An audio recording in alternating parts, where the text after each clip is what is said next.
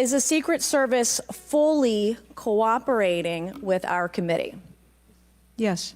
You're full of shit today. I guess they can say that in the committee in the States.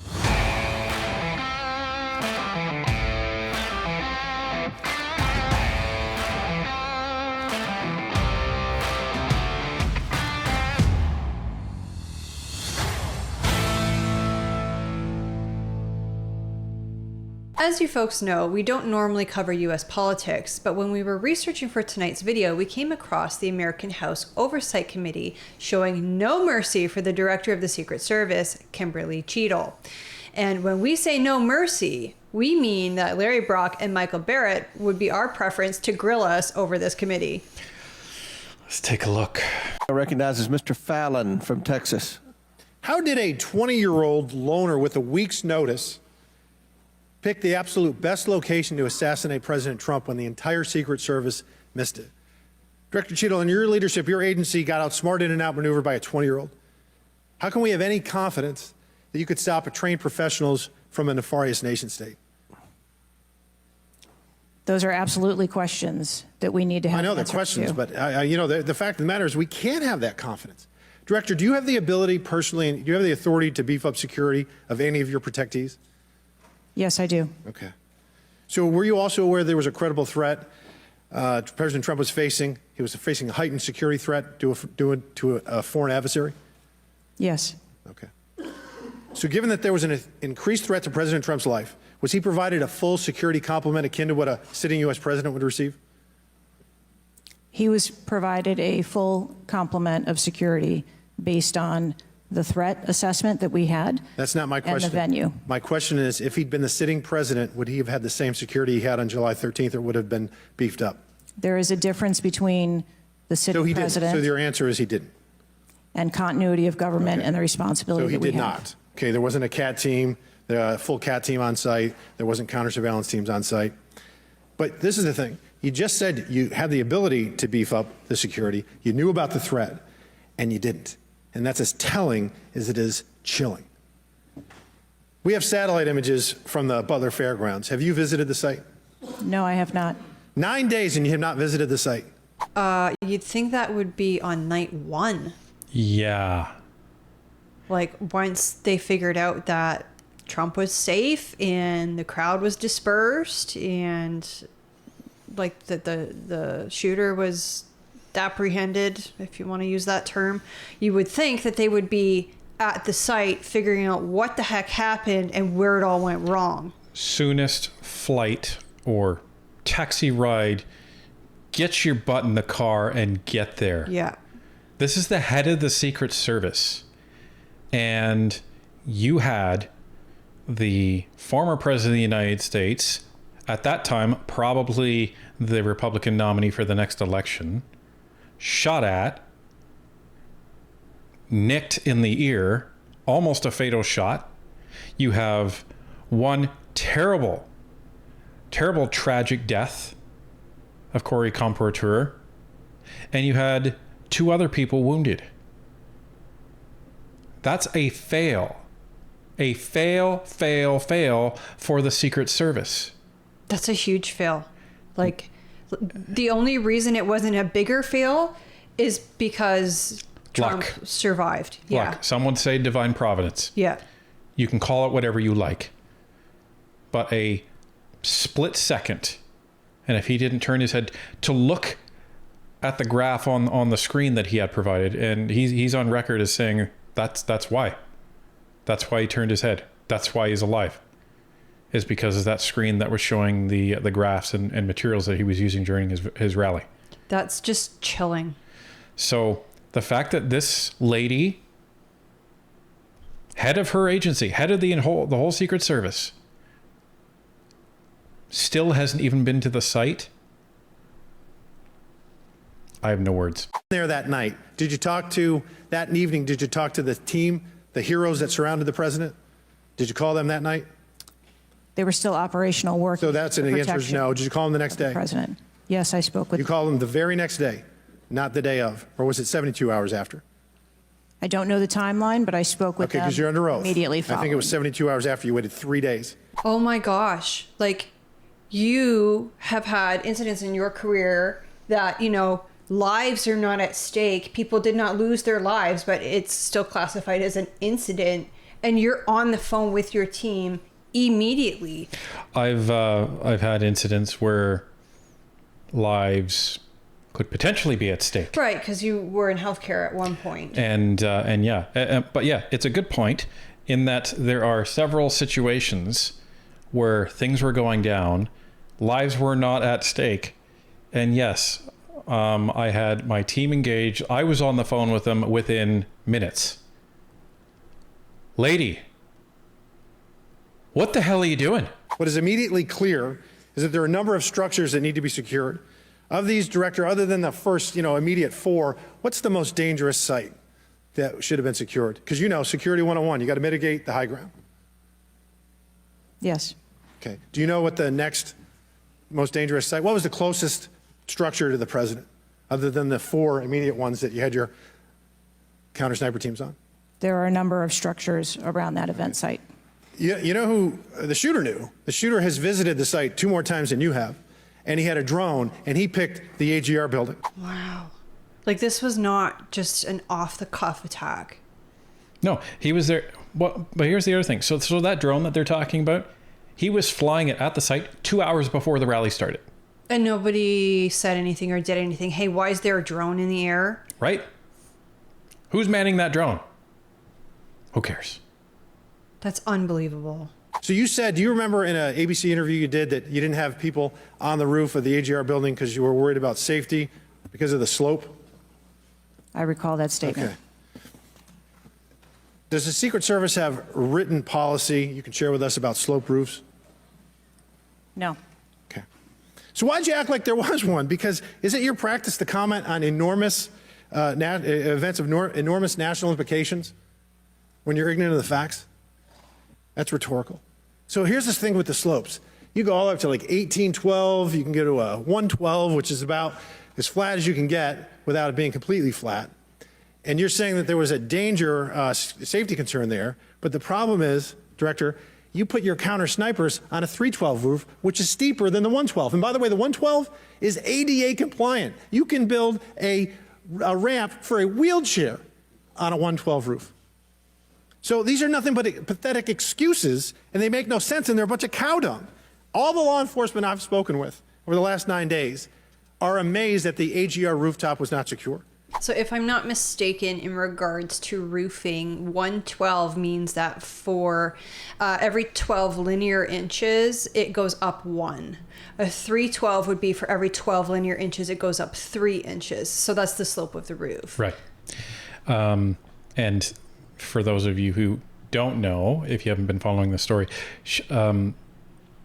Cheatle made this ridiculous statement to the American news where she said they didn't have sniper teams on that roof because there was concern about the slope.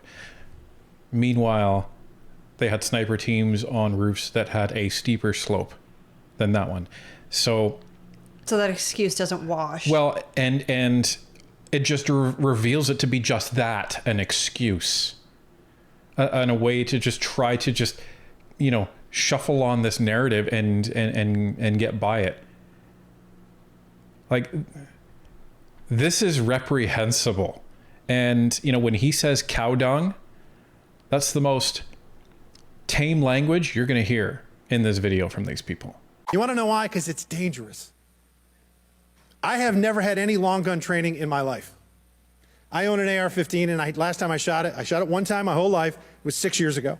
That is until Saturday, where we recreated the events in Savoy, Texas, where we recreated what happened in Butler. I was lying prone on a sloped roof at 130 yards at 6:30 at night. And I knew that he had a scope. I didn't know what kind, red dot or magnified. So I shot 8 rounds from both. You know what the result was? 15 out of 16 kill shots. And the one I missed would have hit the president's ear. That's a 94% success rate. And that shooter was a better shot than me. It is a miracle President Trump wasn't killed.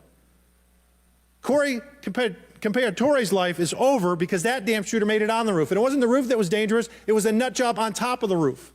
You know what else is dangerous? I believe your horrifying ineptitude and your lack of skilled leadership is a disgrace. Your obfuscating today is shameful.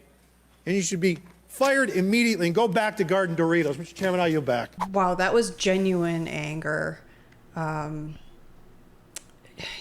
Like he says, it wasn't the roof that was dangerous. It was the nut job on the roof that was dangerous. And, you know, a man did lose his life. I think that's the most important thing that we need to remember here. And it could have been prevented, is what it sounds like. And 3 other people could have been killed. Right?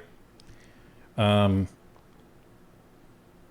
you have this lady, she's also on record as saying, I take full responsibility, the buck stops with me. But you can see throughout her testimony, if you even want to call it that she's just dodging questions and not answering and obfuscating. It's really what we see in our parliamentary committees when they bring these witnesses in, like Mr. Anderson, who's giving all manner of excuse and not answering the questions that are being asked and trying to answer his own questions. It's exactly like that. We will leave a link to the full hearing in the description of the video because it was quite long. It was several hours long. 4 hours long. Yeah, but we just kind of picked the clips that we found the most interesting and the most impactful. But if you do want to watch it, the link's there in the description. We haven't been able to watch the whole thing yet because it's 4 hours long. So, but yeah, the 3 that we picked were the most impactful for us. But in all of the videos that we've seen, this lady answers the same thing. And the benefit that the Americans have in these committee meetings, there's no points of order. Yes, which you will see that there's some unparliamentary language later on that you don't have anybody squawking, point of order, chair. Yeah.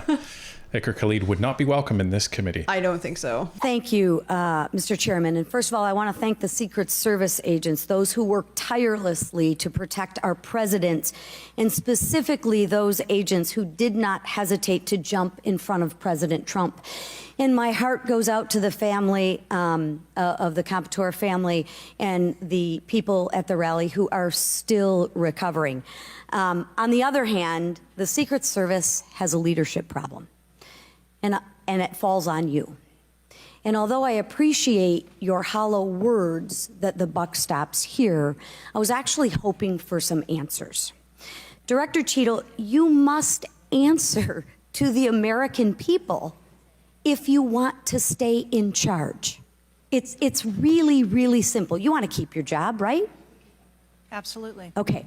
The best way to keep your job is to answer the questions. Not play this shell game, not sing the Slim Shady song, wasn't me. I mean, come on. Something to note. So just like the Canadian committees, these committees in the United States are made up of, bipartisan representatives. Now, there's really only 2 parties in the United States, the Republicans and the Democrats. There's a smattering of independents, but it is in no way similar to our multi-party system where you have the NDP and the Bloc and all.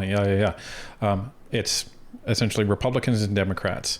And the Republicans and the Democrats, if you don't know, are essentially ideologically opposed, very similar to how the Conservatives and I would say the NDP are.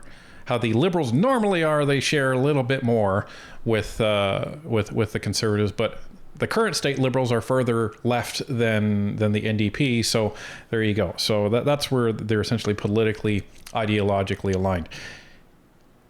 The Democrats and the Republicans have agreed to call for this lady's resignation.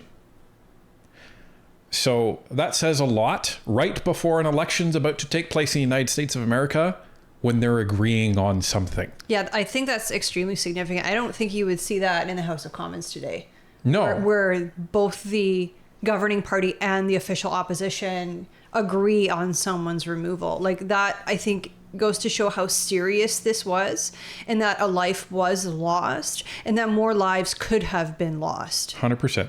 How long did you prepare for this hearing? I've been preparing for this hearing over the weekend and into last week. Okay, 5 days, 6 days? As soon as I was notified And how long was that? about this hearing, Okay, 4 days, I began preparing. 4 days, 3 days? I'm not sure the date that I got the letter asking me to be here. What are you sure of? Are you sure the color of your hair? Are you sure the color of your suit? I'm just like, tell the American people, what are you sure of? You don't even know when you started preparing for the hearing? I mean, the biggest hearing of your life, and you have no clue? You can't remember when you started preparing for this hearing? Can you understand why those words seem hollow to the American people who are supposed to entrust their faith in you?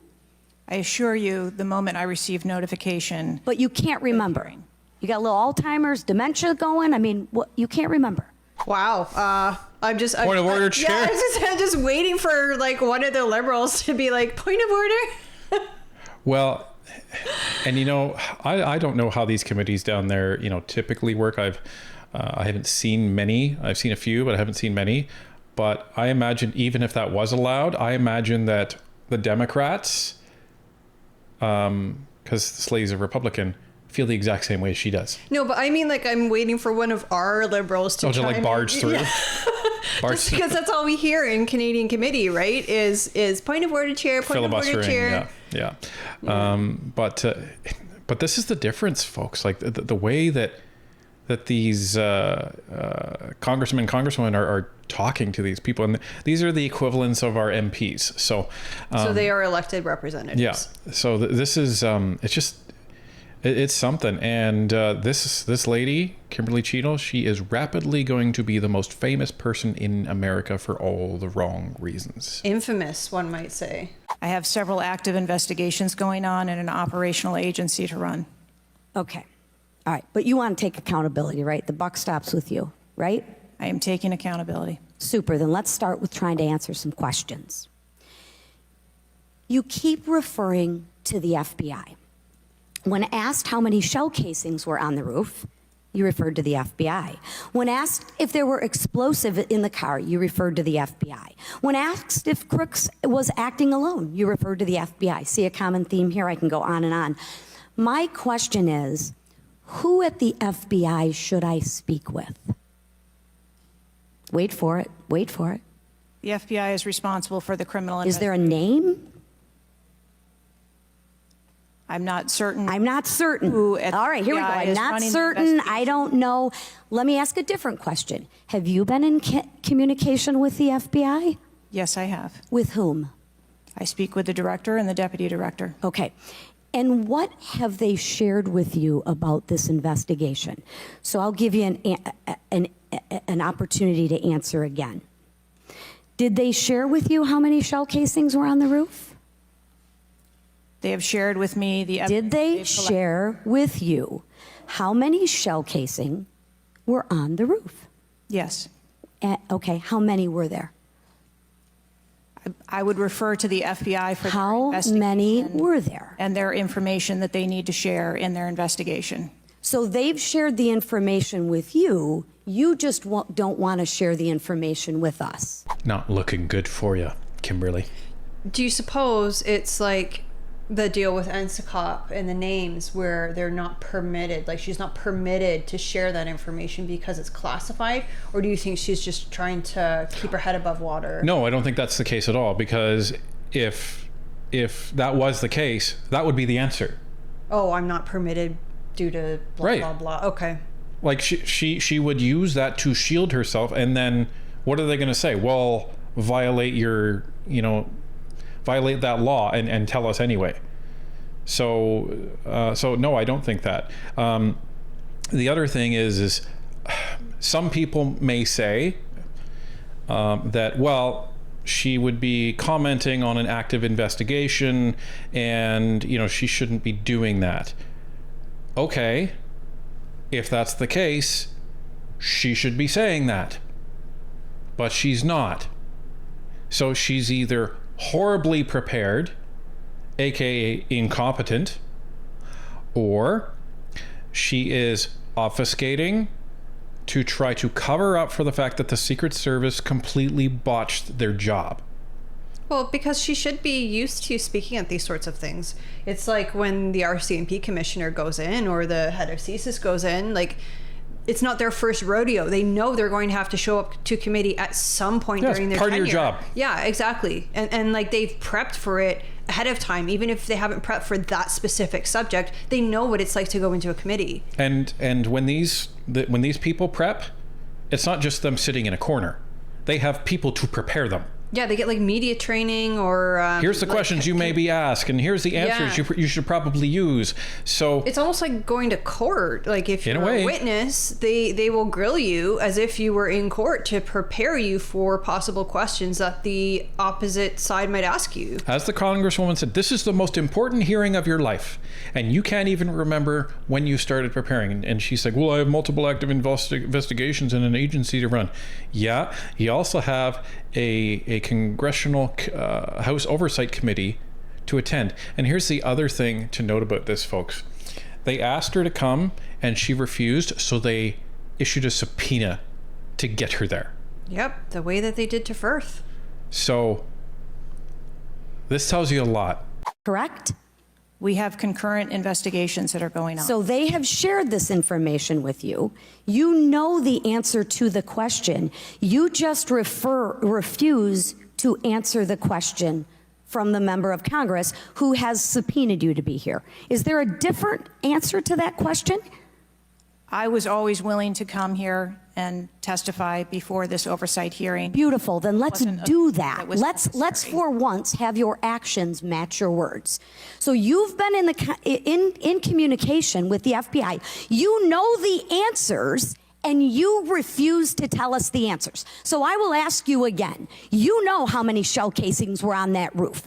What is the answer to that question? I think it's pertinent What to talk. is the answer to that question? I think it's pertinent to talk to you about the information that the Secret Service has and that the Secret Service knows related I'm to the asking event you on an that day. answer to the question.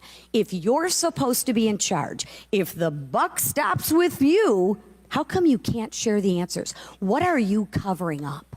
What are you hiding, my friend? I'm not covering anything up. Then why can't you answer a simple question? I would leave it to the criminal investigation to answer questions related to that. When you talk to the FBI and you ask them how many explosives, well, let me ask you, did you ask them how many explosives were on the roof? Did they answer that question? Or in the car, excuse me. Did they answer that question for you? Yes. Yes. So you know the answer to that question that my colleagues have asked you. But again, you refuse to give us the answers. You're playing this wasn't me. Well, I submit to you, if you can't, and it's not a can't, it's a won't. It's not a can't. It's not a I don't know. It's a I choose not to answer the question. Well, let me tell you, Ms. Cheatle, if you're going to lead, you need to lead. If you want to be in charge, then answer the question or step aside and have someone with the courage and the guts to answer to the American people the questions that they deserve answers to. And with that, I yield back. Wow, that Congress lady was so angry. I thought she was going to throw her glasses at Cheatle. Yeah.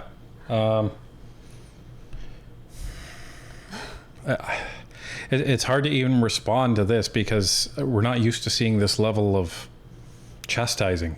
No, this would not happen in Canadian Parliament, like at all. Like I said, I'm waiting to hear one of our Liberals chime in and be like, point of order, Chair. Because I don't think they'd have the guts to because they'd, have something thrown at them. Like, that's what it feels like. yeah, like when Firth was brought to the House and admonished in front of all the MPs and chastised by the Speaker, that was nothing compared to what is going on right now. No, that was like, I remember, when Ferguson, he's like, I admonish you.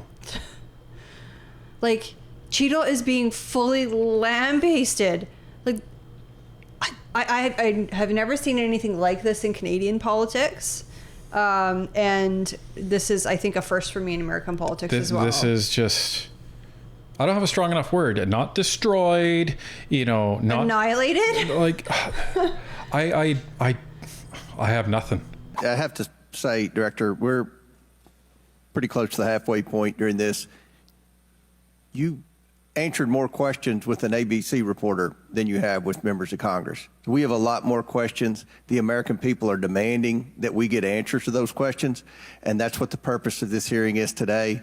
So I'm sure a lot of the questions that have already been asked are going to be asked again, and hopefully we can get some answers to those questions. I strongly implore you to answer those questions. You're here with a subpoena, and we expect you to answer the questions. Chair now recognizes Ms. Mace from South Carolina.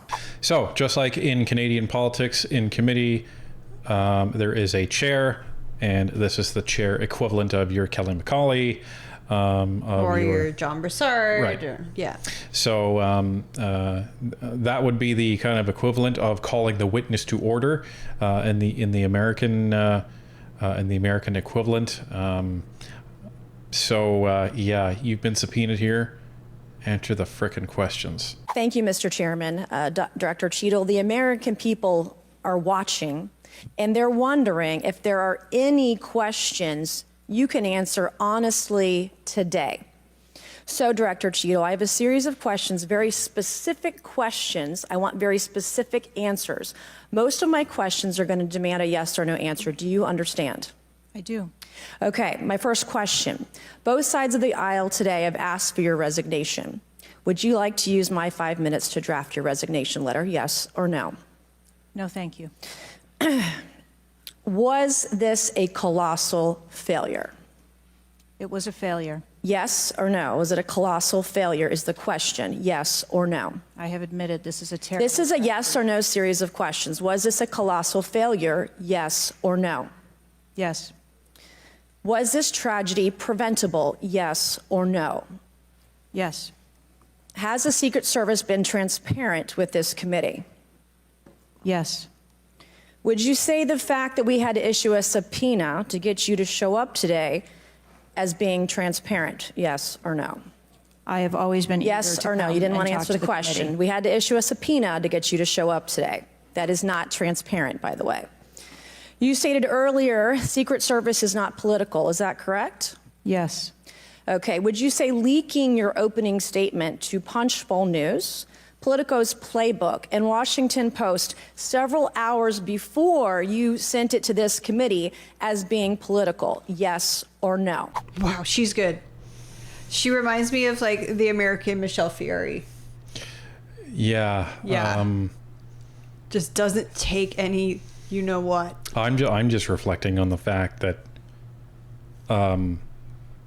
this lady knows what some of these answers are before she asks them. So very good. In good, like anybody questioning who is worth their salt already knows some of the answers. Right. And they do that so that if, say, you know, I ask Ryan, is your name Ryan? And he says, yes. Okay, well, then he's being truthful. I know he's being truthful. And if he's continuing to be truthful to the answers of the questions that I know, then odds are pretty good he's going to answer me truthfully to the ones I don't know, because he doesn't know what I know or don't know. Well, and this is, this is where you should really pay attention to this lady's sequence of questions, because it's very, very specific. It's chess.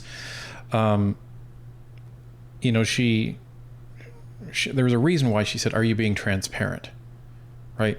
There's a reason why she asked, was this a colossal failure? It took her like 3 or 4 times to actually get her to say yes. Then is the, Secret Service political? No. So why would you leak your opening statement to a bunch of news outlets before it arrived at committee? Why indeed? This lady's Christian Firth had a better time at committee than this lady. Yeah, he sure did. I have no idea how my statement got out. Well, that's bullshit. Whoa. I guess they can say that in committee in the States. It's not cow dung. Oh, jeez. Could you imagine them saying that up here? Well, maybe 20 years ago. Oh, well, okay. You know what? To be fair, Khalid said the C word not once, but twice. That's true. In committee. We censored it because we didn't want YouTube on our tail. but she did say it twice. I would like to ask unanimous consent to enter into the record articles by Punchbowl News, Political Playbook, Washington Post, all done at 5:24 a.m., 6:12 a.m., 6:34 a.m., a solid 3 to 4 hours before this committee got your statement. Without objection, so ordered. What that means is that the chair has allowed the Congresswoman to actually enter that into evidence. So similar to seeking unanimous consent in Canadian Parliament or in committee, I'd like unanimous consent to, enter this into the record. And that basically says yes. What I don't see, though, is the opposite side arguing, no, we don't want that in there, et cetera, et cetera. Like, these guys are really working together to get to the bottom of this. Well, they need to, because if they don't, then that is a whole other scandal for the American, public.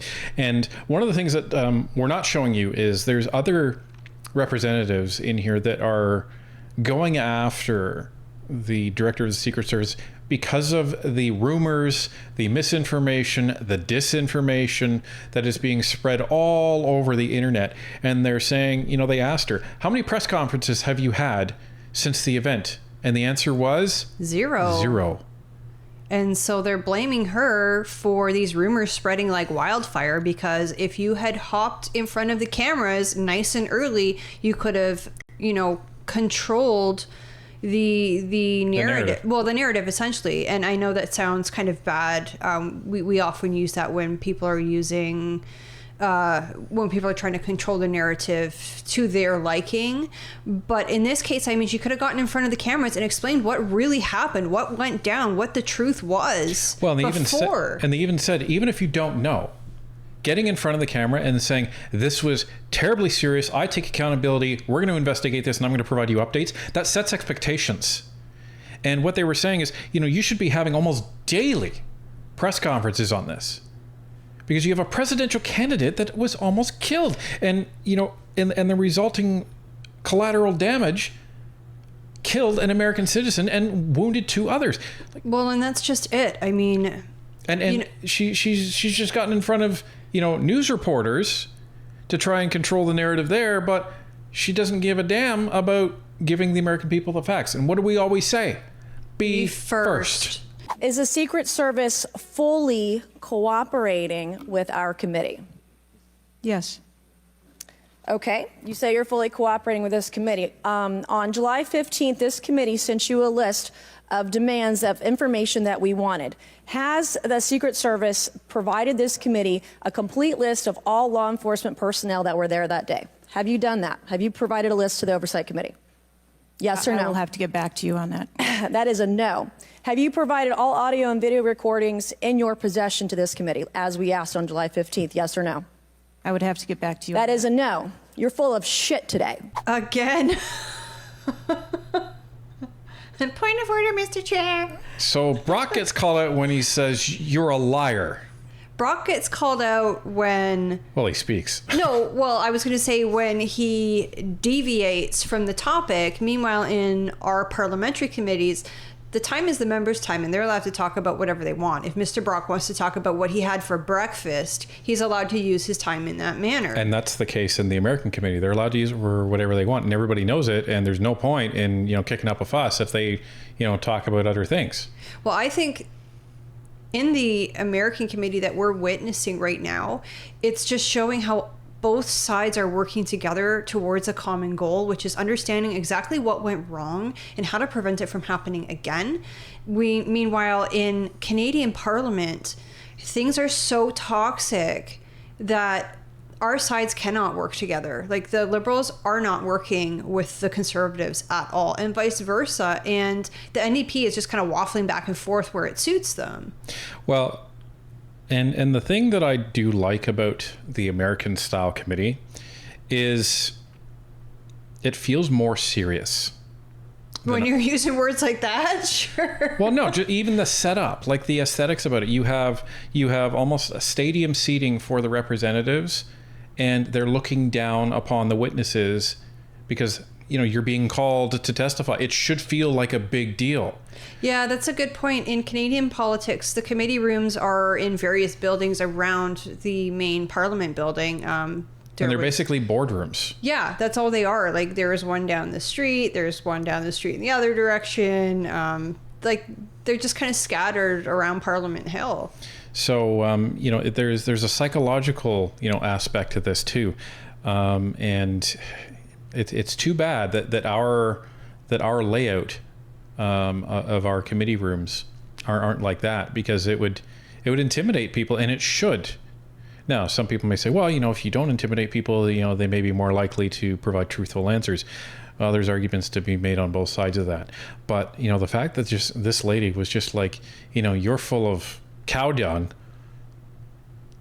Wow. Like, wow. That is definitely unparliamentary language. Good thing they're not in Parliament. Being completely dishonest. Mr. Chairman, Completely dishonest. Mr. Chairman, I want to. Come on. We have to maintain decorum in this committee, no matter how have you provided upset we any get. and all memos to this committee that we've asked you on July 15th? Have you provided all memorandums within the Secret Service? I would have to get back to you on That is a no. You are being dishonest or lying. Like, you're being dishonest here with this committee. These are important questions that the American people want answers to, and you're just dodging and talking around it in generalities. And we had to subpoena you to be here, and you won't even answer the questions. We have asked you repeatedly to answer our questions. This isn't hard. These are not hard questions. Have you provided us all communications from the Secret Service related to that day and that rally? Have you provided this committee? We've asked for this information on July 15th. Have you provided any of this information that this committee has asked of the Secret Service? Any of it? I'll have to get back to you. Have you even read this letter that we sent you? Did you even read this? Yes. Okay. And you have said you don't know, you have no idea. Well, the answer is no. We haven't gotten a single document or piece of information or data from you or your agency in related to the rally that we have asked you for. So was this attempted assassination of Donald Trump a failure of training or execution or both? I think that those are answers that we need to Training, examine. execution, or both? Which one? I think those are answers. All right. How many Secret Service personnel have lost their jobs due to this colossal failure? At this time, none. How many Secret Service personnel have been required to take a refresher course on how not to let people shoot Donald Trump? Our personnel are currently operational. We are examining the facts of this investigation, and we will make the changes necessary. What time did law enforcement become aware that there was an individual on the roof with a clear line of sight to President Trump?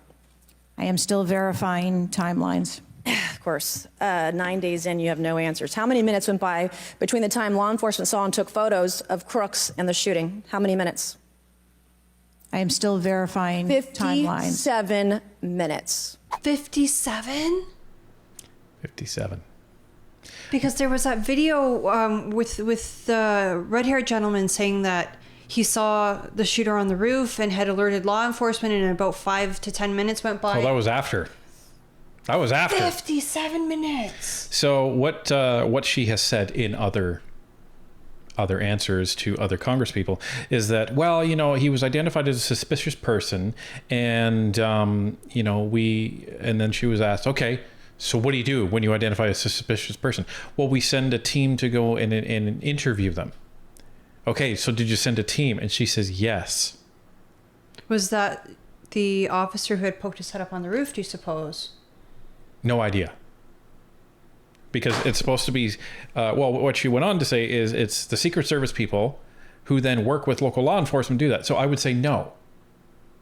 So there's a whole bunch of problems here. And the fact that she keeps saying, well, I don't have that, I don't have that information. It's been 9 days. You damn well do. You do. Or you should, she does. Yeah. She does. Yeah. 100% she does. Because otherwise, that's a colossal failure. And if there was any good news out of this, she would be, oh, well, it only took us X amount of minutes to respond to this. It only took nothing. Because there is no good news, she's not saying anything. Well, it's catastrophic news because, due to the ineptitude of Cheatle and this whole security plan, A man lost his life. Well, and this is the thing. You cannot, unfortunately, there's been, a lot said about the agents, and there's even questions about that. Why would you assign agents that are 5'6" to a guy who's like 6'4"? That's huge, because like that's about the same height as me versus like my brother-in-law who's like this much above me. Right. And you look ridiculous, like, oh, I'm trying to cover you so you don't. Yeah, what am I supposed to do? Like jump up and down and go like this? Like, it's ridiculous. And what if you have to carry that individual? Right. Could you imagine me carrying my brother-in-law? No. No. But the agents didn't put themselves there. They were assigned there. So it falls on who is making those decisions. Why were they making the decision to assign those specific agents to this specific rally? Right. And this is why they're talking to Cheatle. This is why she's responsible. Well, and this is why there's a lot of accusations being thrown around about DEI hires and the people who were there weren't capable of doing the job. Well, and to that point, she was also asked in another series of questions, about the people that were assigned, and she said that they actually assigned temporary people. Now, who knows if those, temporary people, I don't want to be throwing around accusations that temporary Secret Service agents aren't qualified, aren't up to the job or anything like that. However, all we can do is comment on what we've seen. And we've seen on video that there's a couple of the female Secret Service agents. One was so rattled she couldn't even get her gun into the holster. Yeah, but that could have been nerves. I mean, I know they're supposed to train that out of them. Again, our friend who's a police officer, that's kind of part of his training, to be able to act appropriately in situations like that. Well, and that's an answer. And the flip side to that is people will also say, well, if that's the way you're going to act in that situation, you shouldn't be in that situation in the first place. So, and it's a harsh answer, but it is a harsh answer. But they call the Secret Service mission a zero fail mission, meaning there is no, it's not an option. And they failed big time. They failed big time when Corey lost his life. Like, the whole point of the Secret Service, they don't do intelligence, they don't do policing, they keep people alive. That's their business. So the minute one person loses their life, their success rate goes from 100 to 0. It doesn't matter that Donald Trump survived. People lost their lives on their watch.